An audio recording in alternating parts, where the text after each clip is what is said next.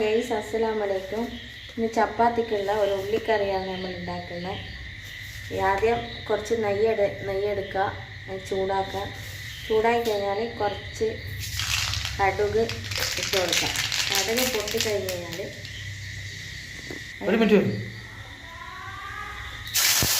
ഉള്ളിയും നമ്മളെ വീട്ടിൽ എത്ര ആളുടെ അവർക്ക് കണക്കായിട്ട് ഉള്ളിയും തക്കാളിയും പച്ചമുളക് ഇതിലേക്ക് ചേർക്കാം.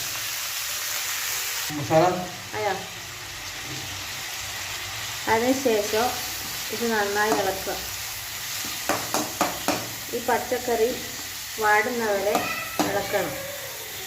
ഇത് നന്നായി കൈ എടുക്കാതെ വാട്ടിക്കൊണ്ടിരിക്കണം, അല്ലെങ്കിൽ പിന്നെ ഈ ഉള്ളി കരിഞ്ഞു പോകും. ഇതിപ്പോൾ ആവശ്യത്തിന് വാടി കഴിഞ്ഞിട്ടുണ്ട്. ഇനി നമുക്ക് ഇതിലുള്ള മസാലകൾ ചേർക്കാം. ഉപ്പ് ചേർത്ത് കഴിഞ്ഞിട്ടില്ല, അപ്പോൾ ഉപ്പ് ചേർക്കാൻ വിട്ടുവരരുത്. ഞാനിപ്പോൾ ചേർത്തു.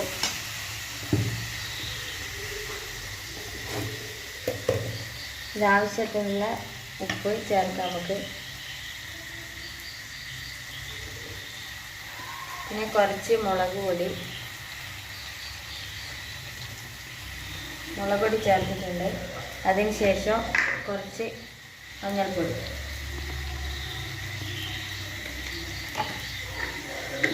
പിന്നെ ഇതൊക്കെ ഇതിൻ്റെ പച്ചച്ചുവ മാറുന്നവരെ നമുക്കിത് വാട്ടിക്കൊണ്ടിരിക്കാം. ശേഷം കുറച്ച് വെള്ളം ഒഴിച്ച് കൊടുക്കാം. പിന്നെ ആവശ്യത്തിന് മാത്രമുള്ളത് ഒഴിച്ച് കൊടുത്താൽ മതി. അതിനുശേഷം ഇത് തിളക്കാൻ വെക്കുക. നമുക്ക് വരുന്നവരെ കാത്തിക്കുക. അതിന് ശേഷമാണ് കറിയാകാൻ. ഇത് ചപ്പാത്തിക്കും ദോശക്കെല്ലാം നല്ല പറ്റിയ കറിയാണ്. പെട്ടെന്ന് തന്നെ നമുക്കിത് ഉണ്ടാക്കാം. മീൻ, മുട്ട, ഇറച്ചിയൊന്നുമില്ലെങ്കിൽ ഒരു തട്ടിക്കൂട്ട് കറിയായിട്ട് ഇത് ഉപയോഗിക്കാം. അപ്പോൾ ഇത് പതുക്കട്ടെ, അതിന് ശേഷം നോക്കാം.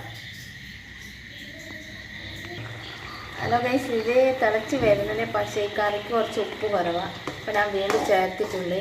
നിങ്ങൾക്ക് ആവശ്യാനുസരണം ഉപയോഗിക്കാം. ഉപ്പെല്ലാം പാകത്തിനിടാം.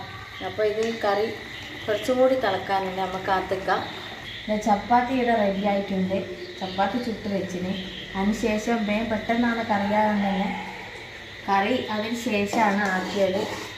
കുറച്ചും കൂടി തിളക്കാനുണ്ട്. അതിനുശേഷം നമുക്കിത് ഉപയോഗിക്കാം.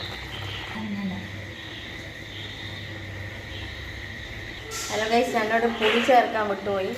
അപ്പോൾ നമുക്ക് പുളി ചേർക്കാം. പുളി ചേർത്തിട്ട് ഒന്നും കൂടി ഇളക്കിയിട്ട് ആ പുളി ആ കറിയിൽ പിടിക്കട്ടെ. അതിന് ശേഷം നമുക്ക് സെർവ് ചെയ്യാം. ഓക്കെ, ചപ്പാത്തിയും ഉള്ളിക്കറിയും നല്ല കോമ്പിനേഷനാണ്. നിങ്ങൾ തീർച്ചയായും ട്രൈ ചെയ്യണം.